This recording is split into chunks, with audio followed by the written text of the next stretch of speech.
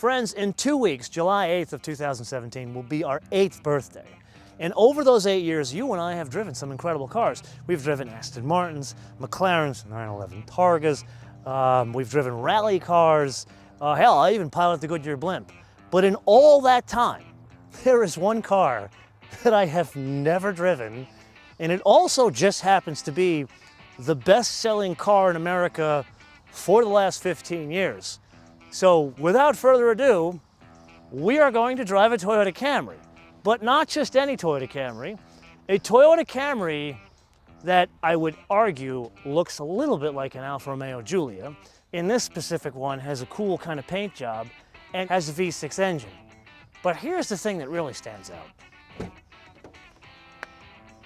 It's not a brown or some sort of a blah interior, it's red. Red.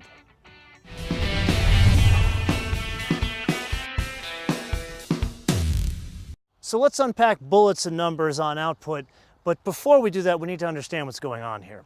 The deputy chief engineer of the Camry, his name is Tsuboi-san, had a good discussion with him about the 3 different powertrains on offer.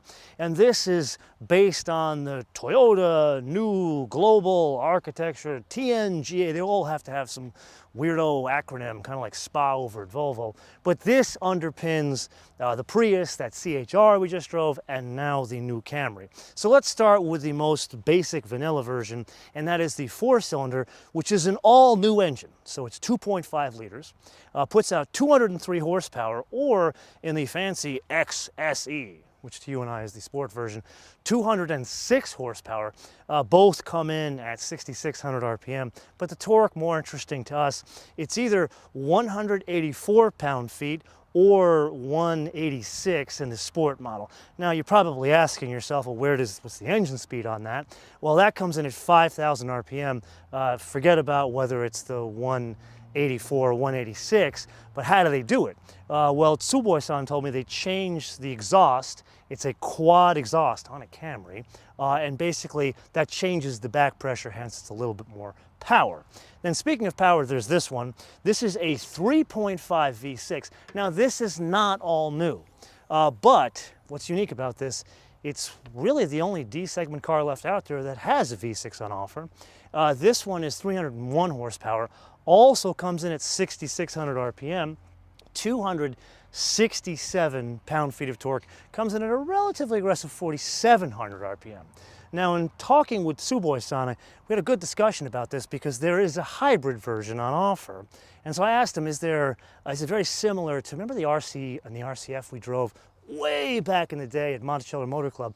That engine, that's from Yaguchi-san, that one works in both Atkinson as well as regular cycle in order to mimic the concept of cylinder deactivation. This doesn't necessarily need cylinder deactivation, but it borrows some of the technology from the hybrid. Now, in the case of the hybrid, that puts out 176 horsepower, and then the torque on that's 163. But what's more interesting about the torque there, it comes in at a lower, it's kind of middle of the range, 3,200 RPM, stays flat all the way up to 5,200 RPM.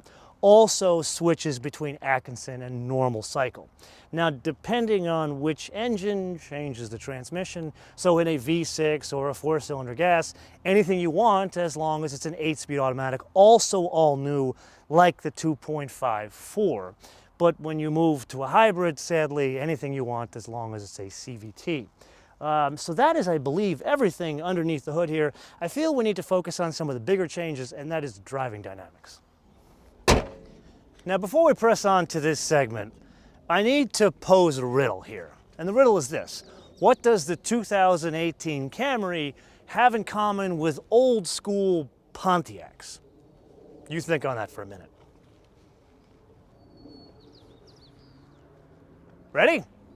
If you were to say they are both lower, longer, and wider, you would be correct.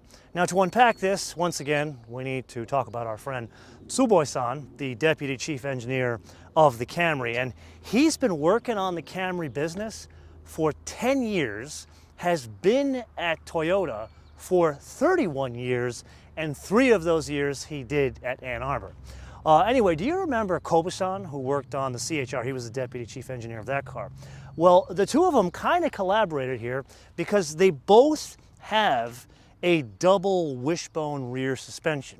Now that kind of opens up the whole point here in that this is built on that new global architecture, which is really the mid-size architecture for Toyota. So it's kind of like the SPA architecture over at Volvo, but what they do is they apply it to a number of different more mass market cars. So that's why I find it interesting that they do a rather expensive solution of a double wishbone suspension in the rear as opposed to like they do the standard McPherson struts in the front. Now we're going to spend some time really focusing on this in the full first drive review, so make sure you come back for that. We're actually going to do two. We're going to do one on this car and one on the hybrid. Now let's put that aside. Let's talk about construction. Now, if you remember the Volvo we shot in Spain, we talked about the construction there, and it's not as exotic as that i8 we drove with the carbon fiber reinforced polymer, or the Aston Martin that had all sorts of like very exciting exotic materials. This, like the Volvo, is made out of like a menagerie of steels. So like, for example, in the front, it's regular old steel here, and based on where the impact needs to absorb energy, there's higher strength steel. But then we get to the passenger cell, and this is where they use ultra high strength steel. Now there are two reasons they do that. Obviously, it's to protect the passengers, but this is something I didn't cover in the Volvo episode, and the same thing applies to both vehicles. So an engineer like Tsuboi-san or Stefan over at Volvo, what they'll do with high strength steel is they can get the integrity, the structural integrity for intrusions, for accidents, but they can also make this steel thinner and still maintain the integrity, and the overall idea is to lower the weight of the vehicle. So for example, here is a D-segment car. So this is a large car that they've now made into 3,200 pounds. It's 3,241 pounds in the lowest, cheapest four-cylinder model. And then the most, like the heaviest hybrid version is about 3,560 pounds. So even with two propulsion systems. And that's a big function of changing the different types of construction material in the use of the Camry. Now, one more important point about the structure that goes back to the weight we talked about. If you look at all derivations, and there's a lot of different versions of the Camry. There's the four-cylinder in like a basic model, a fancy model, a middle-of-the-road model, and there's a hybrid and a basic fancy middle-of-the-road. But at the end of the day, all the gasoline models are a little bit heavier than the ones they replace. It's the hybrid models that actually went down in weight. And we talk about the reason why in the full first drive review for the hybrid, which will be coming out after the full first drive review of this one.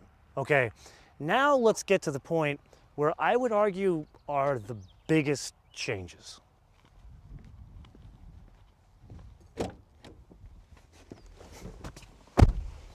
Okay, so all kidding aside from the beginning of the episode, the thing that really is the headline between a 17 and an 18 Camry is design. And think of this as like an additional question. Do you like the design? Do you not like the design? Why or why not? Let me know in the comments below. But while you're stewing on that, for me, the thing that's the most successful about the design, and that's the change of the interior. Now, there's a couple of moving parts here. Number one, there is some corporate identity through here. Like, you look at the interior of a RAV4, a Highlander, or a Corolla, a lot of this dash top is the same. But then you look at some of the details, like for example, do you remember the episode with the BMW i3?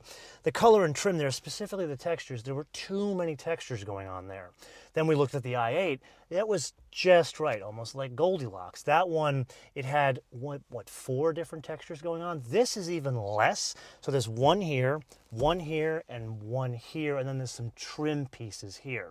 And you don't really see this kind of restraint in a car that comes from like an Asian design studio. Now, putting that aside, let's talk about the UX. The UX is something that I think this perplexes me, because in our world of today where you and I carry either an iOS device or an Android device, you would think every single car manufacturer, including one of the biggest in the world, would somehow co-opt that into their UX. Toyota, like, I take my hat off to them for fighting the good fight against like the big bad Google and the big bad Apple. But what they do is they've got their own walled garden called Entune. You have to put your own, like, their app on your own phone. It's not ideal. Now, I did speak with the Toyota marketing folks, and at this point they've gone from saying no to not yet. So let's watch this space. There may be changes coming down the pike.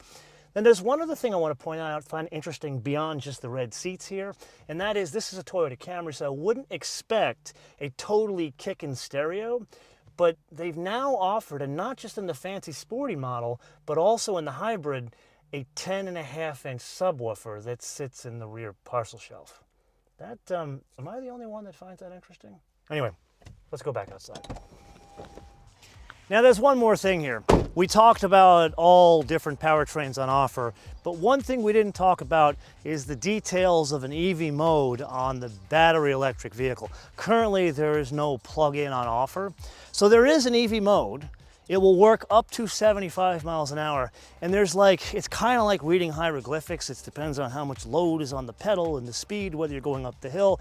This is something we are going to unpack in the full first drive review of the hybrid. So to clarify, we're gonna have two full first drive reviews. We're gonna drive the V6, then we're gonna drive the hybrid. So it's gonna be in that order, so make sure you come back for that. So with that, I wanna restate this question about the design, and not just do you like it or do you not like it, but do you feel it is now more competitive against the Fusion, the Malibu, the Kia, the hybrid, or some other D-segment car I'm not discussing here? And tell me why or why not. Let me know in the comments below or via our social media, Motoman TV all in word, Motoman TV all in word, Facebook, Twitter, and Instagram. And with that, I want to leave you with two things. Number one, please unsubscribe and then resubscribe, click notifications. This is how much YouTube has completely screwed up the platform. And number two, a fun fact, and this is a bit different than other fun facts. So when I come to events like this, the manufacturer, they come and they pick me up at the airport. And usually it's like an ex-cop and I get to sit with a guy, we talk about stories from the force, but this time they sent an 18-year-old. And we get in the car and he starts playing music, streamed from his phone. And it's like Frank Sinatra, Ella Fitzgerald. And if you know anything about Brazilian music, he starts playing Jobim. And I'm like, okay, something is very strange here. So I start talking to this guy. Turns out Pedro was born in Sao Paulo, Brazil. He moved to Portland I want to say 8 years ago with his mother. And he is now a musician, plays piano, he plays soccer professionally. And get this, his grandfather, 79, was a professional drummer. But not just a professional drummer, this guy used to be the drummer for Frank Sinatra. So this kid goes and visits his grandfather in Toronto, Canada. They jam in a room that is full of vinyls, like floor to ceiling of nothing but vinyls, and listens to stories how this guy used to go and pick up girls with Frank Sinatra. I'm doing something wrong in life. Until I see you next time, Bish Beta.